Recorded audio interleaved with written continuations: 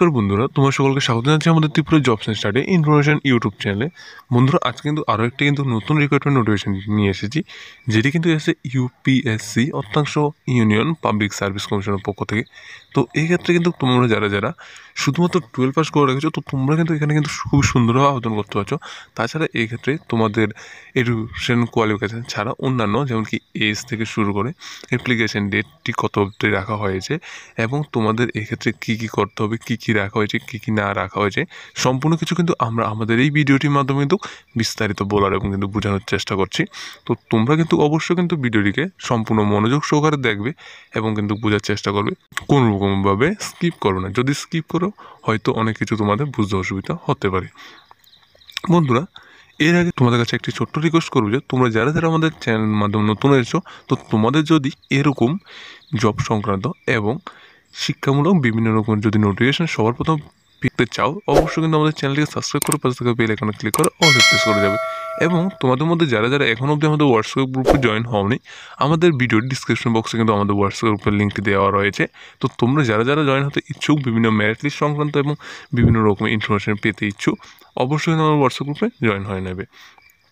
বন্ধুরা, এখানে কিন্তু তোমাদের অ্যাপ্লিকেশন করার যে লাস্ট ডেটটি সেটি কিন্তু রাখা হয়েছে কিন্তু 9/1/2024 অর্থাংশ জানুয়ারি মাসে কিন্তু তোমাদের 9 তারিখ পর্যন্ত কিন্তু এক্ষেত্রে আবেদন করার কিন্তু ডেটটি কিন্তু রাখা হয়েছে। ঠিক আছে, এটি কিন্তু পোস্টের যে ডেটটি সেটি কিন্তু তোমাদের 20/12/2023 তারিখে কিন্তু তোমাদের ডিসেম্বরের 20 তারিখে কিন্তু এটি কিন্তু পোস্ট করা হয়েছে। ঠিক আছে, তাছাড়া এক্ষেত্রে তোমরা যদি চাও তাদের যে অফিসিয়াল ওয়েবসাইট upsc.gov.in এর মাধ্যমে ভিজিট করেও বিস্তারিত কিন্তু তোমরা জানতে পারো।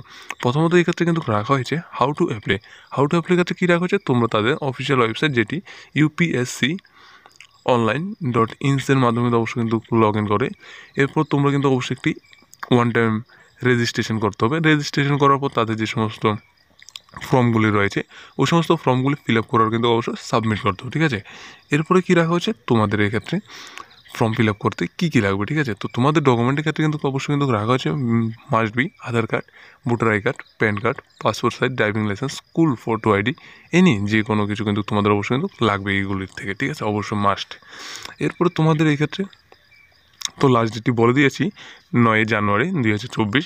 এরপরে তোমাদের এক্ষেত্রে কিন্তু যে এক্সামটি নেওয়া হবে ওই এক্সামটির মাধ্যমে কিন্তু তোমাদের অবশ্যই কিন্তু নেগেটিভ মার্ক রাখা হয়েছে। ঠিক আছে, প্রত্যেকটি কোশ্চেনের মধ্যে যদি একটি কোশ্চেন যদি তোমাদের যদি ভুল যায়, তো ওই ক্ষেত্রে কিন্তু তোমাদের কিন্তু নেগেটিভ মার্কও কিন্তু কাটা হবে। ঠিক আছে, তো এই ক্ষেত্রে তোমাদের সাধারণত কিন্তু দুইটি পোস্ট রাখা হয়েছে। প্রথমত যে পোস্টটি সেটি কিন্তু ন্যাশনাল ডিফেন্স একাডেমি এবং দ্বিতীয় যে পোস্টটি সেটি কিন্তু নেভি একাডেমি।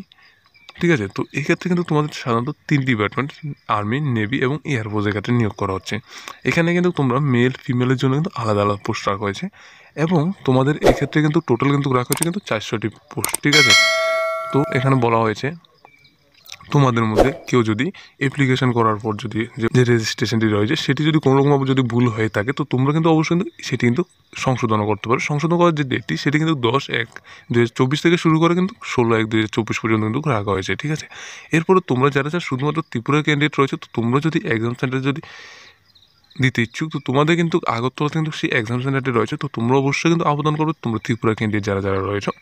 এরপরে কিন্তু রাখা হয়েছে কিন্তু এলিজিবিলিটির ক্ষেত্রে কিন্তু রাখা হয়েছে তোমরা ইন্ডিয়ার কিন্তু যে কোনো স্টেট থেকে কিন্তু তোমরা এই ক্ষেত্রে কিন্তু আবেদন করতে পারছো। ঠিক আছে, এডুকেশনাল কোয়ালিফিকেশনের ক্ষেত্রে কী রাখা হয়েছে, প্রথম যে পোস্টিং ন্যাশনাল ডিফেন্স একাডেমি, সেখানে কিন্তু তোমাদের শুধুমাত্র কিন্তু 12 পাস রাখা হয়েছে। যে কোনো স্টেট এডুকেশন বোর্ড বা ইউনিভার্সিটিতে তোমরা অবশ্যই কিন্তু পাস করতে হবে। ঠিক আছে, এরপরে তোমাদের যে দ্বিতীয় নম্বর পোস্টটি সেটির ক্ষেত্রে কিন্তু তোমাদের অবশ্যই কিন্তু 12 পাস করতে হবে, তবে তোমাদের অবশ্যই কিন্তু সায়েন্স থাকতে হবে। যেমন সায়েন্সের মধ্যে ফিজিক্স, কেমিস্ট্রি অ্যান্ড ম্যাথমেটিক্স কিন্তু তোমাদের এক্ষেত্রে কিন্তু মাসবে কিন্তু প্রয়োজন রয়েছে এই দ্বিতীয় নম্বর যে পোস্টটি রয়েছে সেক্ষেত্রে আবেদন করার জন্য।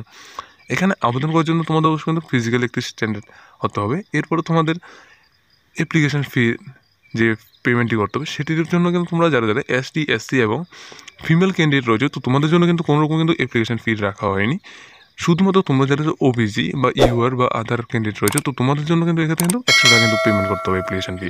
তোমরা এই পেমেন্টগুলি কীভাবে করবে, প্রথমত অনলাইন মোডে, যেমন কি state bank of India, UPI, debit card ইত্যাদির মাধ্যমে কিন্তু তোমরা অবশ্যই কিন্তু এক্ষেত্রে পেমেন্ট করতে পারছো। ঠিক আছে, পেমেন্ট করার যে লাস্ট ডেটটি সেটি কিন্তু রাখা হয়েছে কত, 9/1/2024 পর্যন্ত কিন্তু রাখা হয়েছে। অর্থাংশ তোমাদের যেই দিন তোমাদের অ্যাপ্লিকেশানটি শেষ হয়ে যাবে ডেটটি, সেই দিন কিন্তু তোমাদের অবশ্যই কিন্তু পেমেন্টটি কিন্তু যে ডেটটি সেটিও কিন্তু তোমাদের শেষ হয়ে যাবে, ঠিক আছে। তাছাড়া অন্যান্য এই ক্ষেত্রে যেমন কি রয়েছে তোমাদের স্কিম অফ এক্সামিনেশন ক্ষেত্রে কী রাখা হয়েছে, তোমাদের কিন্তু 2টি কোডের মাধ্যমে কিন্তু এক্সাম হবে। প্রথমত ম্যাথমেটিক্স এবং জেনারেল এবিলিটি টেস্টের মাধ্যমে কিন্তু তোমাদের অবশ্যই কিন্তু 900 মার্ক রাখা হয়েছে, এবং দ্বিতীয়ত তোমাদের কিন্তু একটি ইন্টারভিউ বা SSB টেস্ট কিন্তু নেওয়া হবে। টোটাল কিন্তু তোমাদের এক্ষেত্রে কিন্তু প্রথম ম্যাথমেটিক্স যে টেস্টটি সেটি ক্ষেত্রে 300 মার্ক, এবং জেনারেল এবিলিটি টেস্টের ক্ষেত্রে কিন্তু তোমাদের অবশ্যই 600 মার্ক রাখা হয়েছে। শুধুমাত্র SSB টেস্ট এবং ইন্টারভিউর মাধ্যমে কিন্তু তোমাদের অবশ্যই কিন্তু 900 মার্ক রাখা হয়েছে।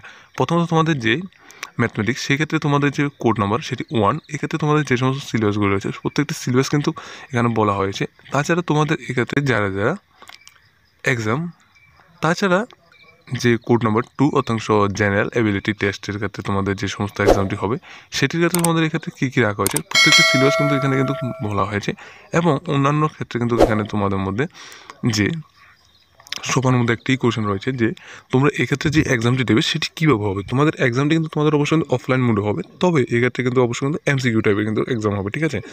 অফলাইন মোডে এক্সামটি কীভাবে হবে সেটি কিন্তু অবশ্যই কিন্তু বলে দিচ্ছি, যেমন কি তোমাদের অবশ্যই কিন্তু বকলেট সিরিজের মাধ্যমে কিন্তু তোমাদের অবশ্যই কিন্তু সেই এক্সামটি কিন্তু নেওয়া হবে, ঠিক আছে। তো এই ছিল আজকের যে নতুন রিক্রুটমেন্ট নোটিফিকেশনটি এসেছিলো UPSC এর পক্ষ থেকে, অর্থাংশ ইউনিয়ন পাবলিক সার্ভিস কমিশনের পক্ষ থেকে। সেটি যদি ভালো লাগে আমাদের ভিডিওটি অবশ্যই কিন্তু লাইক করে, যারা যারা আমাদের চ্যানেল মাধ্যমে নতুন এসেছো তো তোমরা কিন্তু অবশ্যই আমাদের চ্যানেলটিকে সাবস্ক্রাইব করে পাশে থাকা বেল আইকনে ক্লিক করে অলে প্রেস করে যাবে, এবং ভিডিওটি কিন্তু অবশ্যই তোমাদের বন্ধুবান্ধবের কাছে শেয়ার করতে পারে, যাতে ভিডিওটির মাধ্যমে তোমাদের বন্ধুবান্ধবগুলোও এই সমস্ত পোস্টগুলির ক্ষেত্রে আবেদন করতে পারে। সকলকে ধন্যবাদ, সকল সুস্থ থাকবে, ভালো থাকবে। দেখা হচ্ছে তাহলে পরবর্তী যে নতুন রিক্রুটমেন্ট নোটিফিকেশনটি নিয়ে আসি সেটির মাধ্যমে।